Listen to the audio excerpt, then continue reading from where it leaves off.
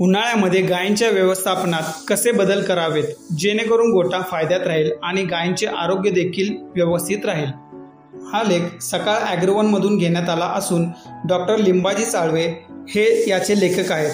हे लेखक पशु आहार तज्ज्ञ आहेत। जास्त तापमान आणि आर्द्रता यामुळे जनावरांची खाद्याचे सेवन करण्याची क्षमता मोठ्या प्रमाणात खालावलेली असते।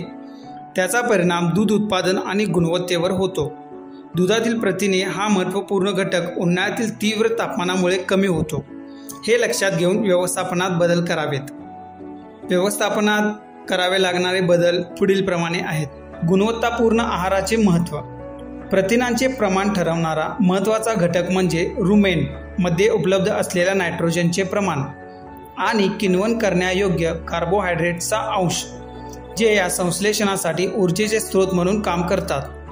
विशेषतः स्टार्च आणि किण्वन करण्यायोग्य NDF सूक्ष्मजीव प्रथिने अत्यंत महत्त्वाची आहेत, कारण ती आवश्यक ॲमिनो आम्लांपैकी 50 ते 80% असतात।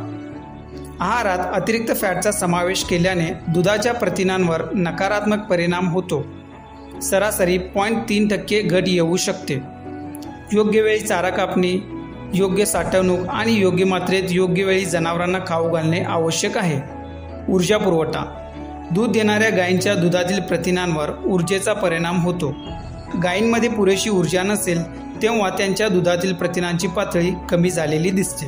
उन्हाळ्यात वाढलेल्या तापमानामुळे जनावरे नैसर्गिक चारा कमी खातात, त्यामुळे जनावरांना आवश्यक तेवढी ऊर्जा मिळत नाही। वातावरण थंड असताना सकाळी आणि संध्याकाळी जनावरांना चारा द्यावा। दिवसा हिरवा चारा मुरघास दिला जाऊ शकतो। जनावरांना आवश्यक ऊर्जा मिळावी म्हणून उच्च गुणप्रतीच्या पशुखाद्याची मात्रा या दिवसात वाढवून द्यावी।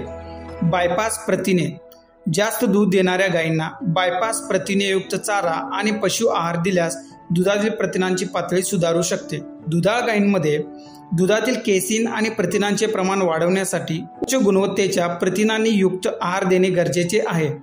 विशेषतः लायसिन आणि मिथिओनाइन यासारख्या आवश्यक ॲमिनो आम्लांवर लक्ष केंद्रित करणे, तसेच खाद्यमात्रा पूर्ण देणे आणि चांगल्या गुणवत्तेचा देणे आवश्यक आहे। जनावरांना एकाच वेळी चारा पशुखाद्य देण्याऐवजी ते विभागून दिवसातून 3 ते 4 वेळा द्यावे। असे केल्याने पचन संस्थेवर अतिरिक्त ताण येत नाही, रवंथ योग्य होतो। याचे रूपांतर शरीर आणि उत्पादनास आवश्यक अन्न घटकात होतो। जनावरांना पिण्यायोग्य थंड पाणी 24 तास उपलब्ध ठेवावे।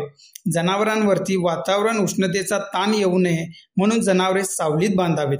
दिवसातून 3 ते 4 वेळा जनावरांच्या अंगावर पाणी शिंपडावे। शक्य असेल तर स्प्रिंकलर, फॉगर्स, फॅन बसवावेत। उष्ण हवेचा थेट झोत जनावरांना लागू नये म्हणून गोठ्यात पडदे लावून ते वेळोवेळी गरजेनुसार ओले करावेत। जनावरांना शांत बसून पूर्ण रवंथ करता येईल अशी पुरेशी आरामदायी जागा जनावरांना उपलब्ध करावी।